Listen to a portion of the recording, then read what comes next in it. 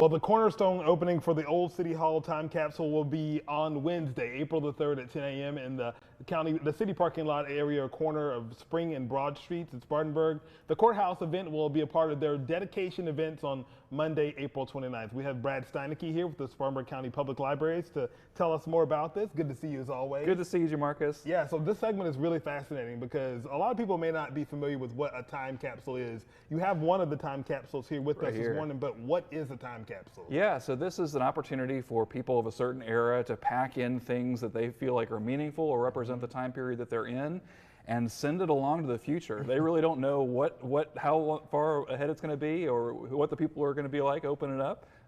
But we get to be those people. That's going to be exciting. And you probably remember doing them in school where your teacher said, write a letter to yourself, your future self.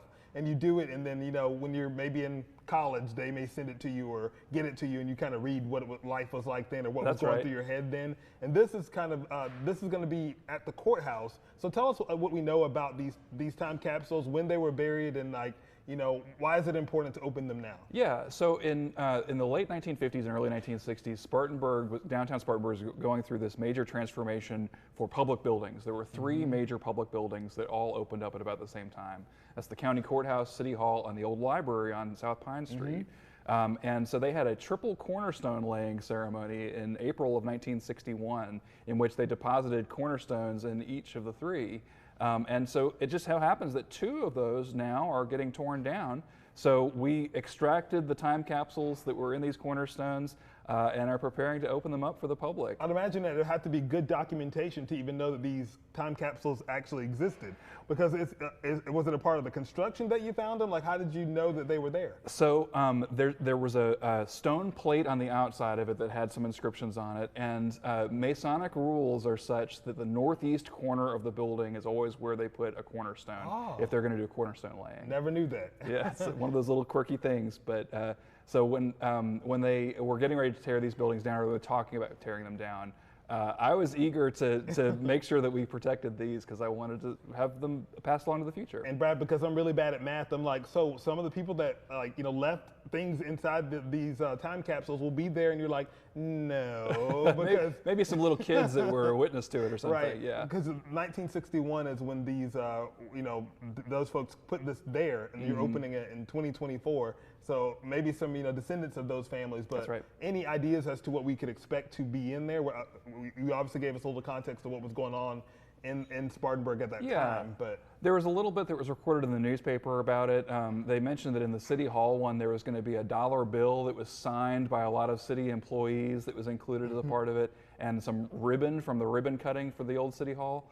But a lot of the rest of it, we don't really know. I think that's pretty exciting too, and because it doesn't have to just be like a letter.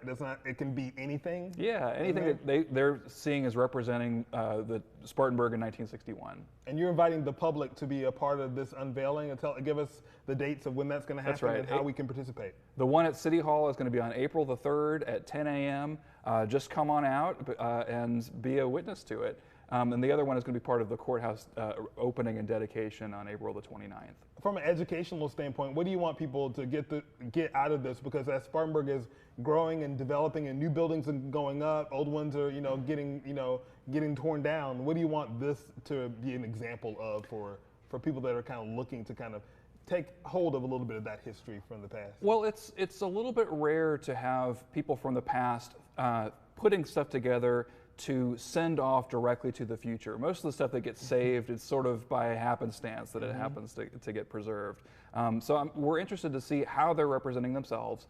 And this is also an opportunity for us to think about how we want to represent ourselves now, because we've got these two new buildings that are coming up, and we got to fill some cornerstones for those spaces It's going to be interesting to see what's in those time capsules from 2024. Is it going to be like Taylor Swift albums or something? And people 50, 100 years from now, going to be like, what in the world was going on in Spartanburg? How will they even play music? Right. Yeah. Yep. It'll be like, sync through your brain or something like that. Well, Brad, thank you so much for coming on and telling us all about this. And of course, people can visit the Spartanburg County Public Libraries to find out more about any of the artifacts from Spartanburg's history and beyond. That's right. And these things will be preserved at the library after we're opening them up. Awesome. Well, thank you, Brad, so much for coming on and telling us about it. Definitely go and check out that event.